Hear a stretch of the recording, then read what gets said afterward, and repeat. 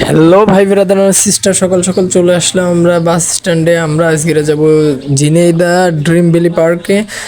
সাথে যে আমি একা যাচ্ছি এটা কখনোই না, সাথে যাচ্ছে আমার বন্ধু মামুন, তারপরে তানভীর, আর আমি আছি। আমার সাথে ক্যামেরার পিছনে আছে সিয়াম।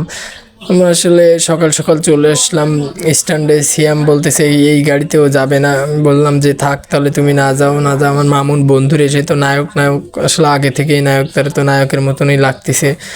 আমার বন্ধু হুজুর তানবীর, সেটাও খুবই হুজুর। আমিও তো ভাবতেছিলাম যে এই গাড়িতে যাব। আমরা একটু সাক্ষাৎকার নিচ্ছিলাম। সকাল সকাল খুবই ঠান্ডা পড়ছিল, তাই আর দেরি না করে আমরা গাড়িতে উঠে গেলাম। উঠে যেতেই দেখতেছেন এই যে রাস্তার পাশে যে গাছগুলো, ওই গাছগুলো যে লাল, কিন্তু লাল না, ওইটা সেকেন্ড রাস্তা বেশি একটা ভালো ছিল না। ধুলোবালি উড়ে যে এই গাছের পাতায় পড়ে গাছের কালারটা লাল হয়ে গেছে। তারপরে কলা গাছগুলো দেখে মনে হচ্ছে কলা গাছ না অন্য কিছু, কিন্তু আসলে না, এগুলো কলা গাছে। গাছের যে রংটার পরিবর্তন হয়ে গেছে, মনে হচ্ছে মারা গেছে গাছগুলো, কিন্তু না। পাশের রাস্তার পাশে যে ধুলাবালি, এগুলো উড়ে যে ওইখানে লেগে ওইরকম হয়ে গেছে। আর রাস্তা দিয়ে যাচ্ছিলাম, ভালোই ফিল করতেছিলাম বা ভালোই লাগতেছিল। আর ওরা সবাই নাচানাচিতে খুবই ব্যস্ত, তাই আর কি চলে আসলাম আমরা ড্রিম ভ্যালি পার্কে। তা সেই সিয়ামের সাক্ষাৎকার নিচ্ছিলাম। ও বলতেছিল জায়গাটা খুবই ভালো। তারপর আমার বন্ধু তানবীর তো টুপি খুলে ফেলছে। মামুন খুবই চিন্তিত, এর ভিতরে কি হবে না কি। তারপর আমি বলতেছিলাম মামা তুমি কেন চিন্তিত? ও বলতেছে চলো আমরা ভিতরে যাই দেখি। আর এই বাইরে থেকে যে ভিউটা অনেক সুন্দর লাগতেছিল, যে কি বলবো আপনাদের। যা আসলে যারা গেছেন তারা অবশ্যই জানেন জায়গাটা অনেক ভালো, আর যারা জাননি তারা অবশ্যই একবার হলেও যাবেন। আমাদের খুলনা আর যশোরের আশেপাশে ঝিনাইদহ পার্ক, ড্রিম ভ্যালি পার্কটা আশেপাশের ভিতর খুবই সুন্দর মনোনীয় পরিবেশ। খুব ভালোই লাগতেছিল, মানুষজন যাচ্ছিল। এইখানে অনেক মানুষ যে অনেক জায়গা থেকে আসছিল। আমরাও একটু হাঁটাহাঁটি করতেছিলাম। সিয়াম তো শুধুমাত্র এদিক ওদিক দেখে, শুধু পাখি দেখে। ছিল অবিবাহিত ছেলেপেলে নিয়ে গেলে যা হয় আর কি। তারপরে আর কি আমিও তো বিয়ে করিনি, অবশ্যই করবো ভাবতেছি। তা যদি কেউ করতে ইচ্ছে করেন তাহলে আমার এই কমেন্ট করে জানায় নেন, ঠিক আছে? তাহলে করবানি। আর এদিকে পরে এইদিকে একটু ঘুরতে চলে আসলাম, ঠিক আছে? এইদিকের পরিবেশটা এত সুন্দর, ঠিক আছে? এই আবার নৌকায় উঠতে 80 টাকা দিয়ে, তাও আমরা উঠলানি একটু পরে, আপনারা দেখতে পারবেন, ঠিক আছে? তার ভিতরে আমরা এদিক সেদিক একটু ঘুরিয়ে দেখতেছি, বুঝছেন? এর ভিতরে ঢুকতে বলে 20 টাকা দিতে হবে, দেখতেছেন? ওই যে ওই জায়গাটাতে আমরা একটু ঢুকবো দেখবো, তার বলে 20 টাকা দিতে হবে। তাও কোনো ব্যাপার না। তারপর আমরা বললাম কি ঠিক আছে তাহলে আমরা বাইরেতে দেখবানি। আর এই আশপাশ দিয়ে এত সুন্দর লাগতেছিল, ঠিক আছে? আপনাকে কি কব, বলে বুঝানোর মতন না।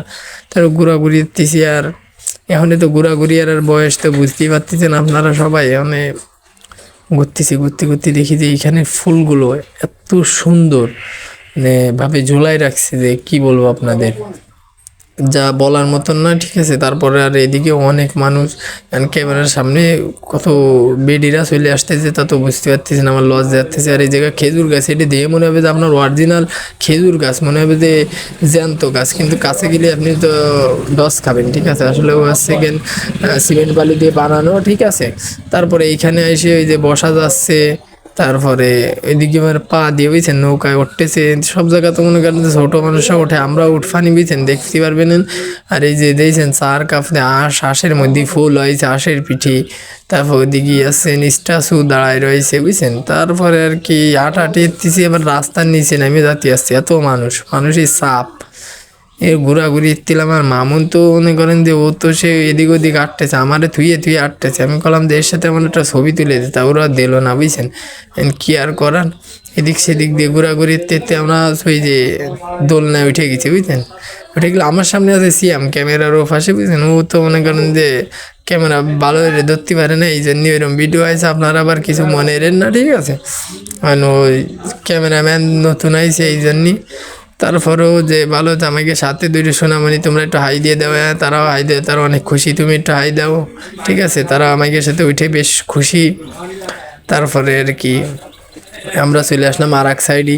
এবারে আর এক সাইডে মানে সুইমিং পুকুরের ভিতরে এসে দেখি কি ওয়াও, ওই তো সেই পরিবেশ, বুঝছেন? আর কি কব, আপনারা না গেলে তো মোটামুটি বুঝবেন না। কিন্তু পানি ঠান্ডা দিয়ে আমি করছিলাম যে পানি কেন ঠান্ডা, এই যে পানি কে দৌড়িয়ে আরে না, লাফালাফি আরে না, ওই পানির ঢেউ ওঠে না নাকি? আমি তো বুঝলাম না। এই যে আমরা দেখি যে পানির ঢেউ মেয়ে ওঠে, তারপরে কলেজে উঠে তারপরে আমরা চলে আসলাম ড্রেসিং রুমে, ড্রেস করি আবার চলে আসলাম। মনে করেন যে পানির ঢেউ এখন উঠিনি, এই জন্যই এই পাশে একটু জায়গা আছে, ওই জায়গায় এসে আমরা একটু লাফালাফি সাফাসাফি এত্তি মনে করেন যে ঢেউ হবে সেই সময় আমরা উনি চলে যাবো। আবার ফাইভের মধ্যে দিয়ে যাচ্ছে, আমি তো মনে হয় আমার দম্য মাটকে আইছে বুঝছেন। তারপরে তো গিলামি ওর ভিতরে বেশ ভালোই লাগছিল, আর একবার ফোন তুলে ওয়াটার প্রুফ না, তারপরে নিয়ে গেছি বুঝছেন। ফরানের ভিতরে একবারে পানি ছিল না, পানির মধ্যে নামতেছি আর ফরানের মধ্যে এমনি পানি নেই বুঝছেন।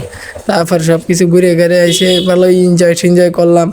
এনজয় আপনার কি বলবো, আসলে অসাধারণ, মানে বন্ধু বান্ধব মিলে যাওয়ার যে মজাটা। তার ভিতরে হালকা একটু ভিডিও করে নিলাম, সবাই মিলে একটু নাচানাচি করলাম। ওই যে পানি লাফালাফি শুরু হয়ে গেছে বুঝছেন। এইবার এই জন্য সবাই আমরা একসাথে একটু নাচানাচি করে নিলাম।